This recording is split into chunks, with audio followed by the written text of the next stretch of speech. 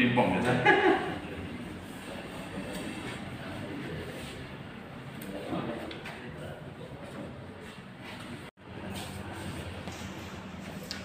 Satu, dua, tiga.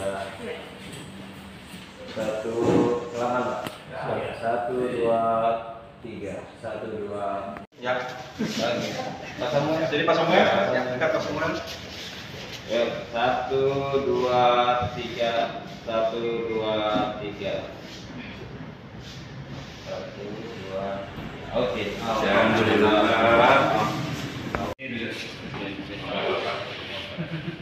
Masih luar biasa. Iya.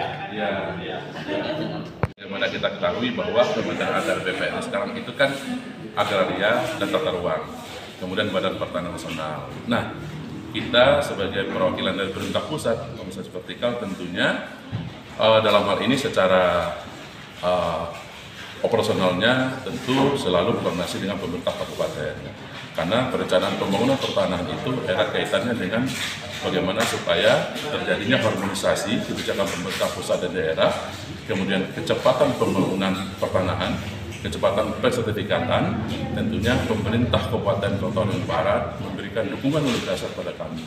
Tanpa dukungan itu tentunya organisasi ini tidak bisa berjalan. Nah, inilah salah satu buktinya, banyak saya berikan dukungan itu, kemudian kantor pertanahan tentunya merasa sangat bersyukur ya diberikan dukungan luar biasa dari pemerintah kabupaten. Ya. Mungkin untuk ke depan Pak gimana? Ketahui bahwa ada namanya PTSL ya, pendaftaran tanah sistematis lengkap. Kemarin mungkin teman-teman media juga hadir pada saat itu bahwa Bapak Bupati memimpin langsung sosialisasi itu sehingga itu tersampaikan bahwa pemerintah kabupaten dalam hal ini memberikan dukungan luar biasa. Itu yang pertama. Kemudian yang kedua, terhadap kedepannya bahwa kita Kementerian Agraria BPN dan kawasan pemukiman ini tentunya tergabung dalam bagaimana forum penata ruang daerah dengan baik sehingga perencanaan pembangunan daerah, potensi daerah ini bisa digali, kemudian layanan pertanahan tidak menjadi penghambat dalam bidang investasi ke depannya dan terjadi kepastian hukum kepada masyarakat. Nah, ini kita harapkan. Jadi kita tidak berdiri sendiri, tetapi tergabung di dalam suatu hubungan yang sifatnya baik secara kedinasan maupun secara person. Tidak bisa hanya secara kedinasan saja, tapi kami juga ya harus baik secara personalnya. Yang kedua mungkin Nanti akan kita lakukan pengumuman itu paling lambatnya pada tanggal 13 Januari nantinya. Ya, 13 Januari nanti.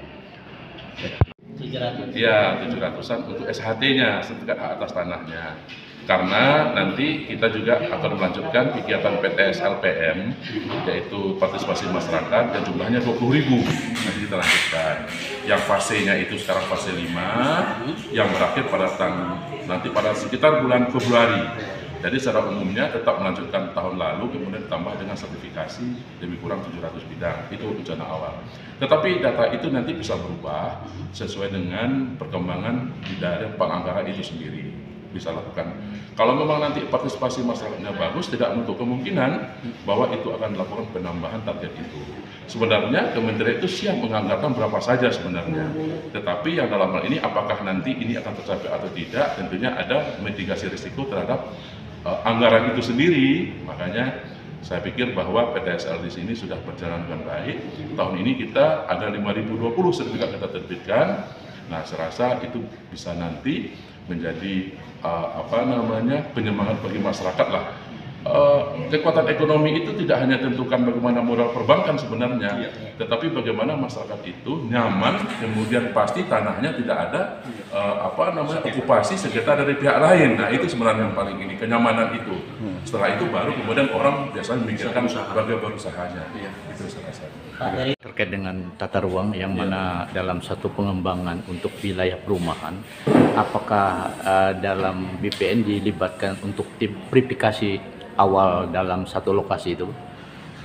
Ya, kalau sekarang itu kan di Kobar itu ada dua ya, yang mengenai kita bicara tata ruang. Yang pertama RT RWK Kabupaten. Tentunya sekarang ini sifatnya sudah informasinya terbuka digital ya. Sudah pasti kegiatan pembangunan itu harus sesuai dengan tata ruang, itu sudah pasti. Sehingga dalam hal ini tentu instansi yang terkait dengan itu baik PTSP, Perkim ataupun BPN memegang satu data yang sama. Jadi sudah pasti satu data sama. Kemudian kedua, pada saat ini juga sedang lakukan penyusunan RDTR untuk kabupaten, untuk kota Pangkalan Bun ya. Nah, nanti kalau sudah sifatnya RDTR itu detail sekali, konfirmasi. Nah, akan lebih mudah lagi dalam memberikan perizinan kepada masyarakat. Ya, baik itu ya. Mungkin sebagai perkimbang untuk memberikan satu atensi yang mana ini sudah bergulir, memberikan kesempatan kepada BPN. Sedikit penggambarannya kepada perkimbang dengan pemerintah anggaran. daerah pada prinsipnya bersinergi dengan BPN karena memang ini menyangkut masalah hajat orang banyak. Jadi kita bagaimana kepentingan pemerintah daerah terutama untuk pengusahaan semua aset daerah, baik itu tanah, bangunan dan sebagainya, memang kita harus bersinergi dengan BPN. Jadi apa yang sudah jadi program pemerintah daerah itu akan tentunya sesuai dengan program secara vertikal dari BPN Kota Lombok Barat. Jadi intinya kita tetap akan melanjutkan dan meningkatkan sinergisitas pembangunan di bidang pertanahan.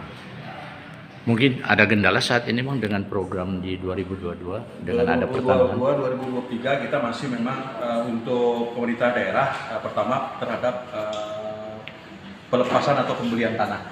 Jadi kewenangan kita memang pada saat ini belum secara optimal melakukan pembebasan tanah untuk kepentingan pemerintah daerah. Karena memang untuk tupoksi kita, Dinas Perkim itu kita hanya di kewenangan kita di bawah 10 hektar. Sedangkan di atas 10 hektar itu adalah kewenangan provinsi. Yang kedua lagi memang kendala kita yang kita alami di dalam penuntasan terhadap kawasan kumuh, terhadap relokasi korban bencana itu adalah kita masih terkendala dengan status kawasan. Itu saja yang terjadi sampai saat ini. Kita memang perlu proses panjang untuk melakukan pembebasan ataupun penyelesaian terhadap kawasan-kawasan yang ada di Kota Waringin Barat, di wilayah Kota Waringin Barat. Oke. Terima kasih. Terima kasih.